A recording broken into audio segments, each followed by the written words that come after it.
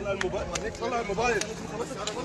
الكلام ده حقيقي ولا بجد؟ حقيقي، انا افتكرته بجد. أسرع رد فعل من شاب على محمد رمضان، رد له القلم في وقتها، القلم بالقلم والعين بالعين والبادي أظلم. السبب الحقيقي لمشاجرة وخناقة محمد رمضان في قرية مراسي في الساحل الشمالي. لقطات متداولة للفنان محمد رمضان بيخانق مع شاب أثناء وجوده في الساحل الشمالي. ظهر فيه محمد رمضان وهو حواليه عدد من الشباب المعجبين في قرية مراسي في الساحل الشمالي، وحصلت مشاجرة ما بين محمد رمضان والشاب ده لما قال له هات الموبايل، وكرر الجملة دي أكتر من مرة بعصبية تجاه الشاب، وبعدها ضربه بالقلم. لكن الشاب قرر الرد عليه بمنتهى السرعة ورد له القلم في وقتها وسط ذهول الناس اللي متواجدة في المكان. أما عن سبب الخناقة فهو غير معروف حتى الآن، لكن في بعض الناس في تصريحاتهم قالوا إن سبب الخناقة إن واحد من الشباب المعجبين طلع تليفونه وصور فيديو سيلفي مع محمد رمضان وهو بيقول محمد رمضان حمضان، علشان ينفعل عليه محمد رمضان ويطلب منه إن هو يحذف الفيديو. ومن هنا بدأ يشتد الكلام ما بينهم وبين بعض والموضوع وصل للضرب.